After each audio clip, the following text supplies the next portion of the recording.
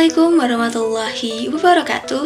Hai halo semuanya. Saya Sally dengan NPM 102222037. Materi yang akan saya bawakan pada video kali ini yakni mengenai SDLC, yaitu merupakan singkatan dari System Development Lifecycle yang merupakan sebuah metode ataupun proses dalam pengembangan sistem. Pengembangan sistem seperti apa sih? Yakni dalam prosesnya seperti merencanakan, memutuskan, dan juga mengontrol pada proses pengembangan sistem. Tahapan-tahapan dalam prosesnya itu ada 3 tahapan. Mungkin ini terbilang tahapan yang cukup umum karena di sini ada namanya tahapan perencanaan. Seperti biasa dibuatnya planning. Setelah itu adalah perancangan, yakni dari hasil planning ini dirancang, kemudian rancangan tersebut diimplementasikan. Berikut ada beberapa metode dalam pengembangan sistem.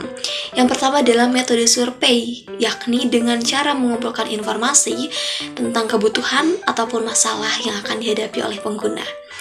Kedua, yakni adalah menganalisis.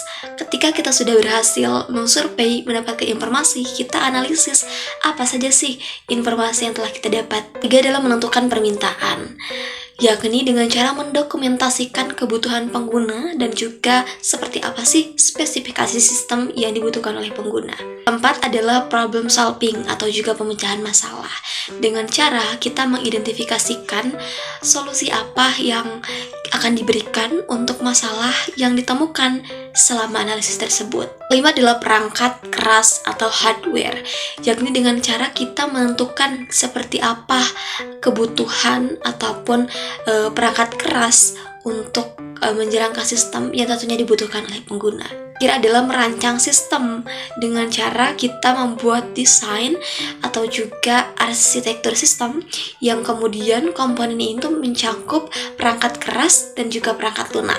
Nah, pembahasan yang selanjutnya adalah mengenai praktik atau juga teknologi dalam SDLC ini. Di sini ada beberapa poin, dimulai dari pengendalian produktivitasnya, ada juga komunikasi antara analisis dan juga programnya, serta ada juga pemrograman mengenai teksturnya, standar rancangannya, gaya pemrogramannya seperti apa. Juga di sini didukung dengan teknologi yang bernama CASE atau Computer Aided Software Engineering. Dan juga ada prototyping, serta juga ada teknik yang bernama teknik berorientasi objek. Lalu apa saja sih faktor-faktor yang seharusnya kita itu perhatikan dalam pengembangan sistem atau SDLC ini? Yang pertama adalah pengembangan perangkat lunak. Kita harus mengetahui perkembangannya seperti kebutuhan penggunanya seperti apa, desain dan juga arsitekturnya seperti apa, dan juga harus adanya pengujian terlebih dahulu. Kedua adalah pembangunan basis data.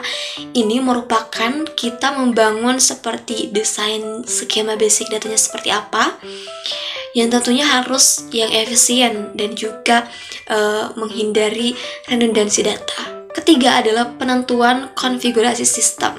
Kita harus tahu spesifikasi perangkat kerasnya seperti apa, tentunya harus sesuai dan tentunya harus mendukung aplikasi dan basis data. Dan juga pengaturan jaringannya kita harus cross check lagi nih, apakah jaringan ini tuh betul-betul konektivitasnya itu handal dan aman. Dan yang terakhir adalah perangkat lunak pendukungnya harus kita pastikan semuanya itu adalah sistem yang betul-betul kompatibel dan juga optimal. 4, ini tuh tidak kalah penting. Yang namanya prosedur itu harus ada, seperti prosedur dokumentasi. Kita harus terapkan dan juga harus adanya SOP.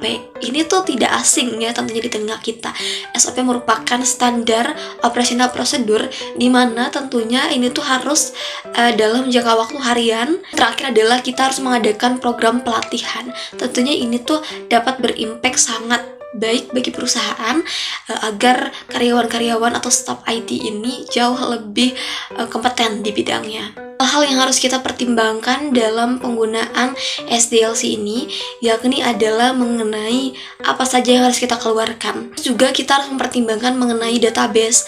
Apakah database kita itu sudah terpadu atau juga sudah mengikuti standarisasi. Ini juga sudah masuk kepada intinya, yakni pemrosesan data. Apakah data yang diproses ini valid, akurat, dan juga apakah data ini betul-betul efektivitas. Timbangan yang terakhir adalah mengenai keamanan. Tentunya ini dapat menjadi salah satu hal yang sangat patut kita pertimbangkan mengenai keamanan. Karena yang kita masukkan itu adalah kan berupa data-data. Jadi harus betul-betul lengkap, harus betul-betul bisa kita kendalikan. Dan jangan sampai malah kita yang dikendalikan oleh orang lain. Ini analisis dalam SDLC. Ada beberapa analisis. Yang pertama adalah analisis problem system atau pengidentifikasian masalah. Kita mengidentifikasi nih, ada apa sih masalah utama yang dihadapi oleh sistem saat ini? Apakah masalah ini dapat berdampak pada operasi bisnis dan juga pengguna? Kedua adalah analisis kelemahan sistem. Ini dimana kita harus mengevaluasi sistem pada saat ini. Tentunya kita harus tahu kelemahan dan juga kekurangan pada sistem tersebut. Tiga adalah analisis Pisces. Tapi ini bukan ngomongin soal bintang ya Pisces, tapi merupakan sebuah kepanjangan, yakni dari beberapa kata seperti performa, information, economic, control, efisiensi, dan juga service. Ini adalah analisis studi kelayakan, seperti kita menilai teknisnya seperti apa, apakah teknologi yang diperlukan itu tersedia. Yang terakhir adalah analisis kebutuhan sistem, di mana kita melihat secara fungsional apakah fungsi dan fitur itu betul-betul dimiliki oleh sistem atau tidak. Atau juga kalau kita berbicara secara kebutuhan dan fungsional dengan cara menentukan persyaratan seperti keamanan, kinerja, dan juga skalabilitas. Itu dia tadi teman-teman, berakhirlah sudah pembahasan mengenai SDLC atau System Development Life Cycle. Itu saja yang dapat saya sampaikan. Terima kasih atas segala atensinya. Saya Sally pamit. Wassalamualaikum warahmatullahi wabarakatuh. Bye.